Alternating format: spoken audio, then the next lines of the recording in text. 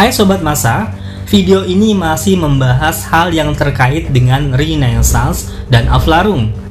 Kedua gerakan pemikiran ini ternyata membawa perubahan besar, terutama dalam ilmu pengetahuan. Nah, perkembangan ini akhirnya memicu terjadinya peristiwa besar lainnya yang mengubah hidup kita menjadi seperti sekarang ini. Dan itu dimulai dari penemuan mesin uap. Peristiwa apakah itu? Ya, benar sekali. Revolusi industri. Di video ini kita akan ngulik sejarah revolusi industri. Dari mulai latar belakang, fase revolusi industri, dan dampak revolusi industri terhadap dunia maupun bagi Indonesia. Yuk, sebelum kita mulai, boleh ambil cemilanmu dulu untuk menikmati video ini sampai selesai.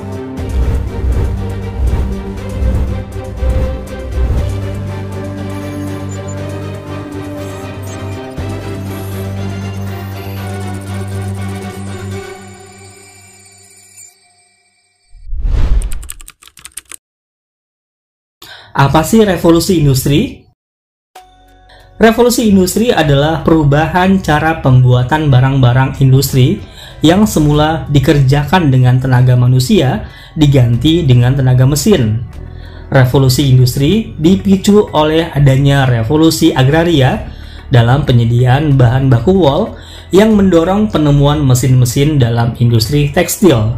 Singkatnya nih, revolusi agraria membuat petani kehilangan lahan, sehingga menyebabkan arus urbanisasi yang besar dan kemudian mendorong pemerintah Inggris untuk membuka industri yang lebih banyak agar dapat menampung mereka. Revolusi industri ini terjadi di Inggris sekitar pada tahun 1750 atau pada abad ke-18, lalu berkembang dengan cepat ke seluruh Eropa, seperti Prancis, Jerman, dan Belanda, dan kemudian menyebar ke seluruh dunia. Dalam perkembangannya, penggunaan mesin untuk menggantikan tenaga manusia dan hewan tidak hanya terjadi pada bidang manufaktur, tetapi juga dalam bidang pertanian, pertambangan, dan transportasi. Istilah revolusi industri sendiri diperkenalkan oleh Friedrich Engels dan Louis Auguste Blanquet pada pertengahan abad ke-19 Masehi.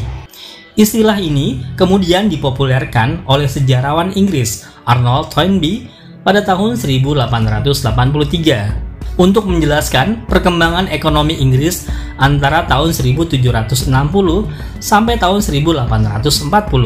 Sejak itu, istilah revolusi industri digunakan secara luas. Lalu apa saja sih faktor yang mendukung terjadinya revolusi industri? Faktor-faktor pendukung revolusi industri sebagai berikut. Pertama, stabilnya kondisi keamanan dalam negeri Inggris. Faktor yang kedua adalah Inggris memiliki banyak jajahan. Faktor yang ketiga, berkembang ilmu pengetahuan dan riset. Kaya sumber daya alam. Perlindungan hukum. Adanya arus urbanisasi. Dan yang terakhir adalah tuntutan produksi massal.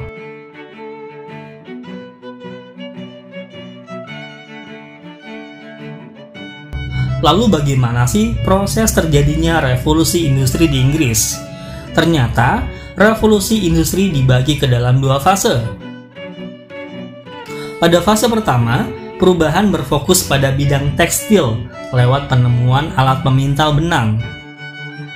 Alat pemintal benang pertama dibuat oleh James Hargreaves tahun 1767 dan diberi nama spinning jenny.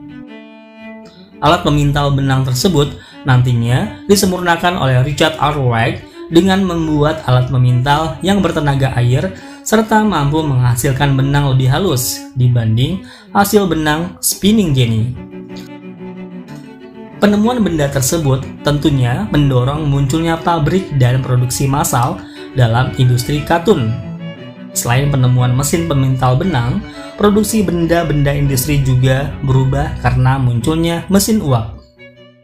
Kemunculan mesin uap terinspirasi dari mesin pemompa air ciptaan Thomas Newcomen.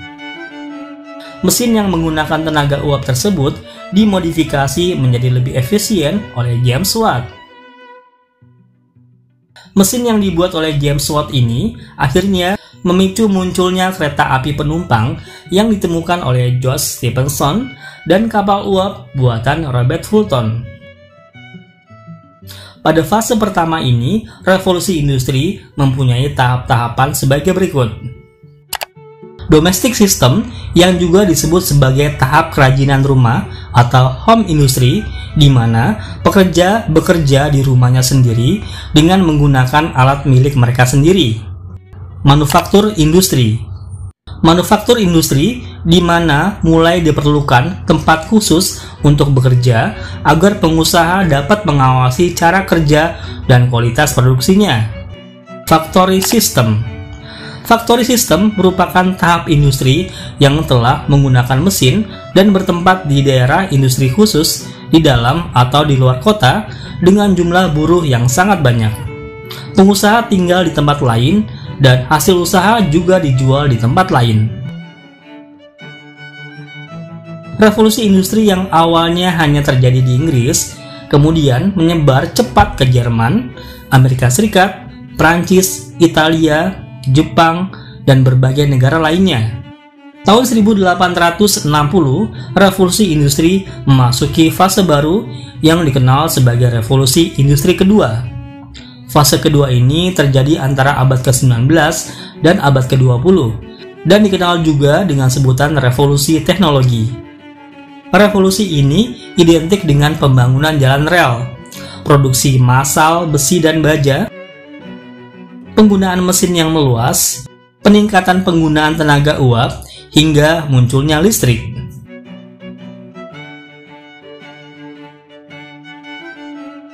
Dampak revolusi industri bagi umat manusia terasa dalam berbagai bidang, yaitu peningkatan mutu hidup. Hidup menjadi lebih dinamis. Manusia bisa menciptakan berbagai produksi untuk memenuhi kebutuhannya. Harga barang menjadi murah. Mengapa bisa murah?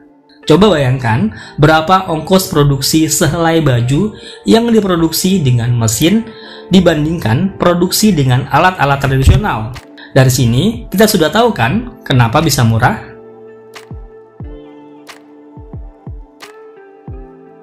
Meningkatnya urbanisasi ke kota-kota industri. Selain berdampak positif, dampak negatif revolusi industri, khususnya di Inggris, adalah upah buruh yang murah. Ini menyebabkan timbulnya keresahan yang berakibat pada munculnya kriminalitas dan kejahatan.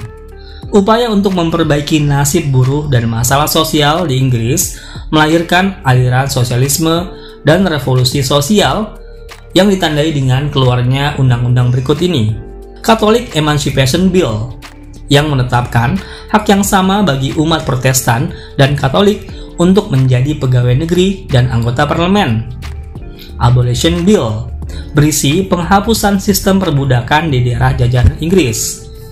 Factory Act yang menetapkan perlindungan anak dari eksploitasi industri.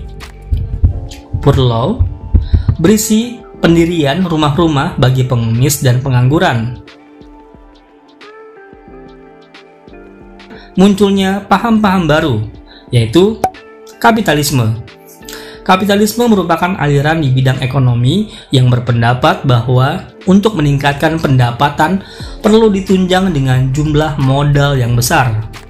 Kapitalisasi industri harus didukung oleh bahan baku dan pemasaran yang luas. Kapitalisme dan industrialisasi menjadi dasar bagi praktek kolonialisme dan imperialisme modern. Kemudian ada paham baru yaitu sosialisme. Sosialisme lahir sebagai reaksi terhadap revolusi industri yang berkembang akibat liberalisme. Industrialisasi telah memunculkan praktek kapitalisme yang lebih mementingkan individu sebagai pemilik modal dan mengesampingkan kaum buruh yang merupakan bagian terbesar dari masyarakat. Oleh karena itu, sosialisme berusaha mewujudkan kemakmuran bersama melalui usaha kolektif yang produktif di bawah kendali dan campur tangan pemerintah. Revolusi industri ternyata nggak hanya memberikan dampak global, melainkan juga berdampak ke Indonesia. Beberapa dampak revolusi industri bagi Indonesia yaitu Munculnya industrialisasi terutama di sektor perkebunan. Ini kemudian diikuti dengan pembangunan jalur kereta api di Pulau Jawa secara masif. Munculnya imperialisme modern di Indonesia. Dan yang terakhir, diterapkannya kebijakan politik pintu terbuka melalui penerapan Undang-Undang Gula dan Undang-Undang Agraria oleh pemerintah kolonial Belanda pada tahun 1870. Bagaimana? Sudah jelas bukan? Atau ada bagian yang belum kamu pahami? Atau kamu punya pendapat lain tentang dampak revolusi industri? Yuk kita diskusikan di kolom komentar. Terima kasih sudah menonton video ini. Jika video ini bermanfaat, jangan lupa subscribe serta share video ini ke teman-temanmu.